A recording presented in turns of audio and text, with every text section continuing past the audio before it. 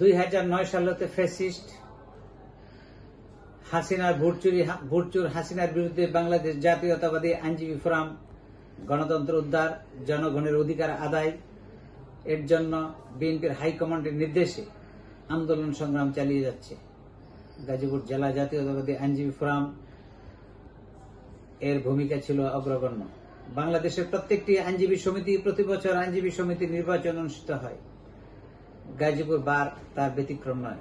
গাজীপুর জেলা জাতীয়তাবাদী আইনজীবী ফোরাম আওয়ামী ফ্যাসিস্টের শত অত্যাচার, নির্যাতন, ভোট চুরি করার পরও জাতীয়তাবাদী আইনজীবী ফোরাম সত্যের পথে লড়াই সংগ্রাম করে ভোট যুদ্ধে অবতীর্ণ হতে নির্বাচন 2023-24 আওয়ামী আইনজীবী প্যানেল সাদা ব্যাপক ভোট কারচুপি করে সংখ্যাগরিষ্ঠতা অর্জন করে। সভাপতি, সাধারণ সম্পাদক সহ অসংখ্য পদ তারা ভোট কারচুপির মাধ্যমে নিয়ে যায়।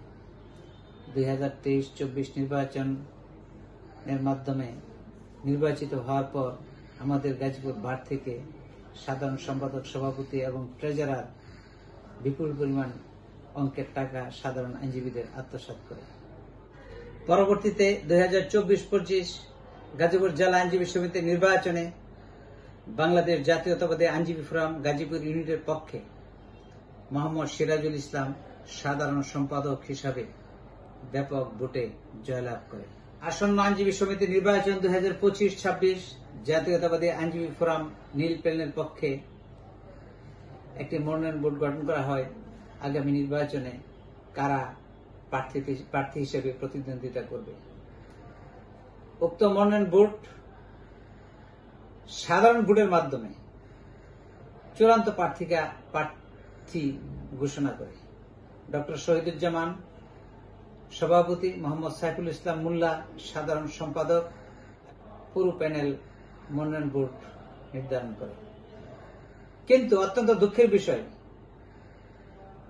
বর্তমান সাধারণ সম্পাদক মোহাম্মদ সিরাজুল ইসলাম নিজে উক্ত মনোনয়ন বোর্ডে যা দলীয় সিদ্ধান্ত পরিপন্থী এবং শিষ্টাচার বহির্ভূত। বিসমিল্লাহির রহমানির রহিম। আমাকে যে প্রশ্নটি আপনি করেছেন অত্যন্ত গুরুত্বপূর্ণ প্রশ্ন এবং এই সময়ের জন্য অত্যন্ত তাৎপর্যপূর্ণ আমি মনে করি।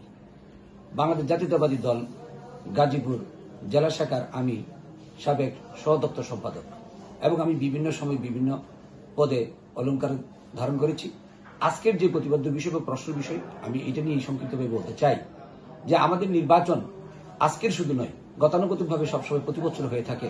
দুঃখ এবং ভারাক্রান্ত হৃদয়ে বলতে হয় যে আজকে যে সংবাদটি আমরা পেয়েছি এবং যে বিষয়টি ঘটে যাচ্ছে অত্যন্ত মর্মাহত এবং হৃদয় বিদারক। বিশেষ করে আমরা দলের পূর্ণ প্যানেল আজকে আমরা কি করেছি, নির্বাচনের জন্য সেখানে আমরা জমা দিয়েছি। কিন্তু আমরা তথাকথিত একটি শব্দ শুনতে পাচ্ছি, যদিও সেটা বাস্তবিক পক্ষে আমরা ডিক্লারেশন এখনো পাইনি, আগে বললে হয়তো পেতে পারি। কিন্তু আমাদের ভিতরে গুঞ্জন হচ্ছে যে আমাদের বর্তমান যে সেক্রেটারি সাহেব আছেন জনাব সিরাজুল ইসলাম উনি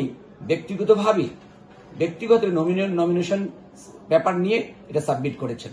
এতে মনে হচ্ছে যে দলকে ভাইলেট করে উনি একজন সাধারণ সম্পাদক হিসেবে নতুন করে প্রার্থিতা হওয়ার কোত্থেকে উনি সাহস পেলেন, কিভাবে করছেন আমাদের বোধগম্য নয়। তারপরেও বলবো, দল কখনো কোনো জায়গায় বৈষম্য অবস্থান বিরাজ করে বা দ্বিপাক্ষিক সম্পর্ক রেখে দুইটি অংশকে একত্রে ঘোষণা করার সুযোগ নেই। দল যে সিদ্ধান্ত নেবে সিদ্ধান্তের বাইরে যাওয়ার কোনো সুযোগ নেই। আমি জানি জাতীয়তাবাদী আইনজীবী ফোরামের 11 জন সদস্য আছেন বর্তমান, যারা নীতি নির্ধারক হিসেবে কাজ করছেন। ওনাদের সুদক্ষ কাঠামো এবং চিন্তা চেতনার ফলেই আজকে আমরা একটা পূর্ণ প্যানেল জমা দিতে পেরেছি। কিন্তু দুঃখ এবং ভারাক্রান্ত যদি এটা বলতে হয় যে সাধারণ সম্পাদক সিরাজুল ইসলাম দীর্ঘদিন জাতীয়তাবাদী আইনজীবী ফোরামের নামে এবং আইনজীবী ফোরাম থেকেই নির্বাচিত হয়ে এই ফোরামকে এবং বিশেষ করে আমাদের আইনজীবী সমাজকে পরিচালিত করেছেন।